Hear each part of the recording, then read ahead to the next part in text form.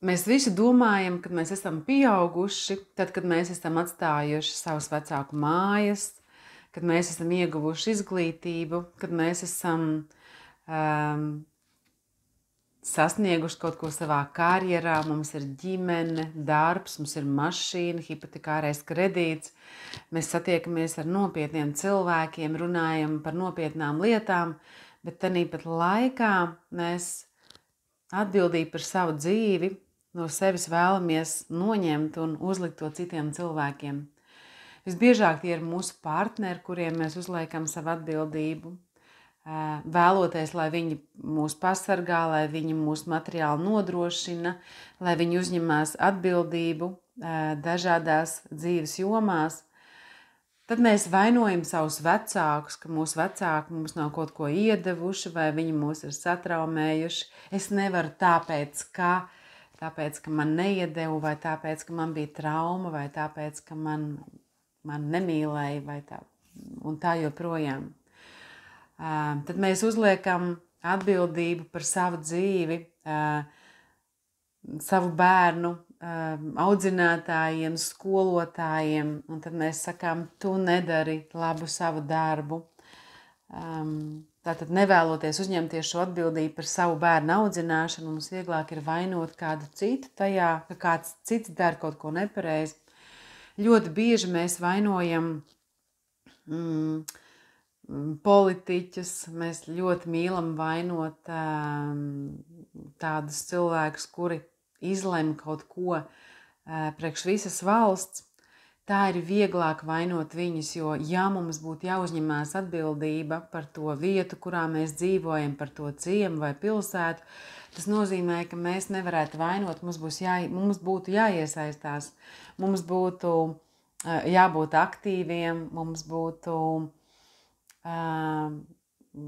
jādomā risinājumu, kā mēs paši varam parūpēties par to vidu, kurā mēs dzīvojam. Nevis gaidīt, ka mūsu vietā to darīs kāds cits, un tad esot neapmierināti par to, ka rezultāts nav tāds, kādu mēs to gaidījām. Tad mēs esam neapmierināti ar sistēmu, ar to, kā viss sistēmā notiek, tāpat laikā nevēloties uzņemties savu atbildību par to un ietekmēt to, ko es varu ietekmēt. Šis ir par patiesu pieaugšanu, jo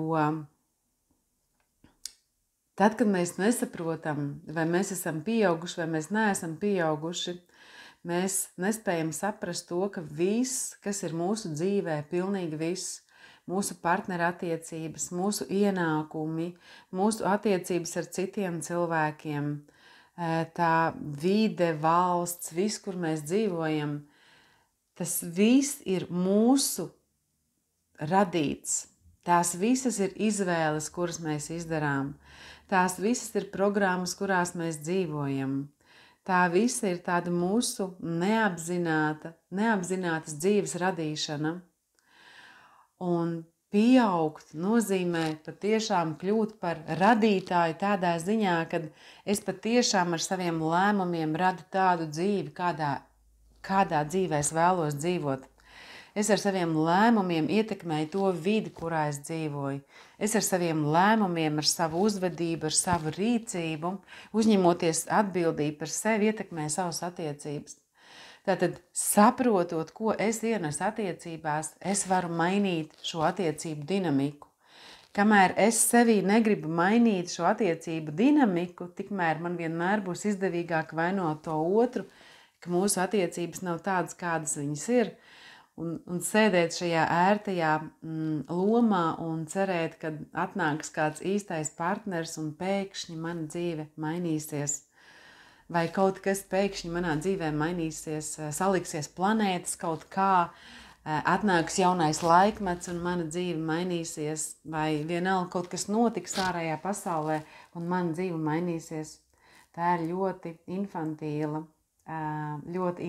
infantīla pozīcija cilvēka dzīvē, tāpēc cilvēkiem labāk patīk gaidīt šos retrogrādos Merkūrus vai citas prognozes, kuras viņiem pateiks priekšā. Tas nozīmē, ka viņiem pašiem nebūs jāizdara lēmums un jāmaina sava dzīve, vai kaut kas jādara savas dzīves labā.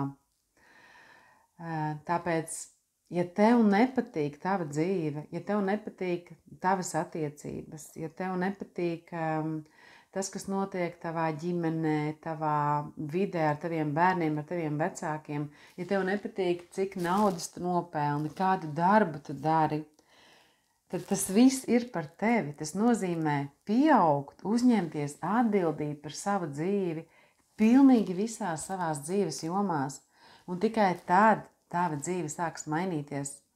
Pagaidām, kamēr tu gaidi brīnumu, tava dzīve joprojām ritajās ierastajās sliedēs, varbūt kaut kas pamainās. Tā jau nav, ka dzīvē mums nekas nemainās no ārējiem apstākļiem, bet tā kardināli mūsu dzīves mainās tad, kad mēs pieaugam. Un tā arī ir tāda patiesa, garīga atmošanās sev savai dzīvei. Kad mēs pieaugam un uzņemamies atbildību par savu dzīvi. Un tad man tev ir jautājums, cik pieaugusi vai cik pieaudzis tu esi savā dzīvē. Tu vari padomāt šodien, cik daudz atbildīgo ir par tavu dzīvi. Kas ir tie cilvēki, vietas, notikumi, kuri ir atbildīgi par tavu laimi, par tavām finansēm, par tavu veselību, par tavu veiksmi, par visu, kas ir tavā dzīvē. Ja tev ir kaut vai viens, tas nozīmē, ka ir jāpieaug un ir jāuzņemās šī atbildība par savu dzīvi, lai tava dzīve mainītos. Es priecāšos, ja tu nospiedīsi patīk uz šī video, abonēsi jaunumus. Es turpināšu dalīties ar savām zināšanām, atbildēšu uz jūsu jautājumiem un gaidīšu jūs online praktikumā sievietēm terapijas grupā apzināta pieaugšana un informācija šeit pat zemāk.